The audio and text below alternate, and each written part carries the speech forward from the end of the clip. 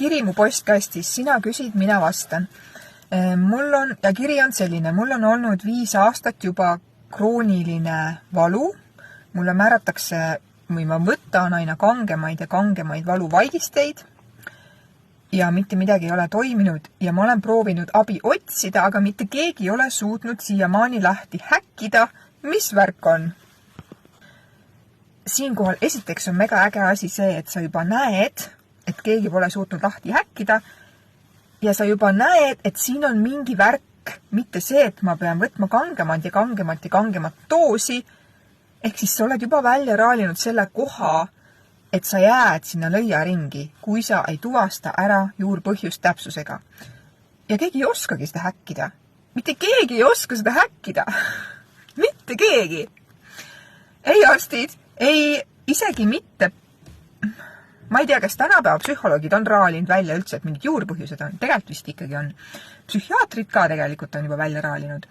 Aga asi on selles, et nad ei tohi ja nad ei saa anda sulle infot, mida nad tahaksid või mida nad ise võib-olla näevad.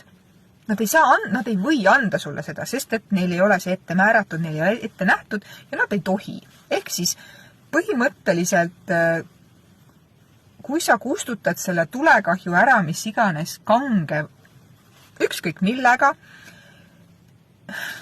siis on tulekahju kustutamine. Teine asi on sümptomi tekkepõhjuse, algse tekkepõhjuse ehk juurpõhjuse ülesleidmine täpsusega. Ja esiteks sellest ei räägi mitte keegi. Teiseks, kui isegi keegi sellest räägib, öeldakse, et see on mingi bullshit.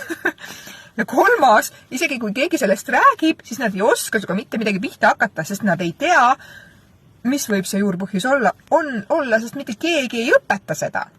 Mitte keegi ei oska seda ja mitte keegi ei saa aru, mis see siis täpne juurpõhjus on. Ja siin kohal oled sa jäetud täiesti üksinda. Kui mina oma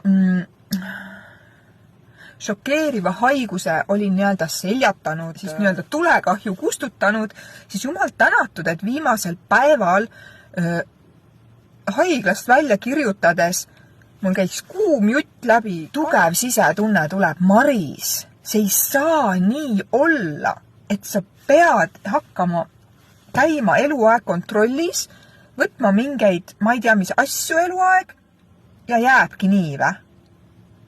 Siin peab olema konks, siin peab olema midagi veel, see ei saa lihtsalt niimoodi olla. Kus loogika on? Ja see on nii huvitav, et mitte keegi isegi ei hakka küsitlema seda. Nagu aastal 2025 sa päriselt sa ei küsitle enda tervist, sa ei küsitle iseennast, sa ei vaata enda sisse nagu ja sa ei muuda midagi. Nagu päriselt.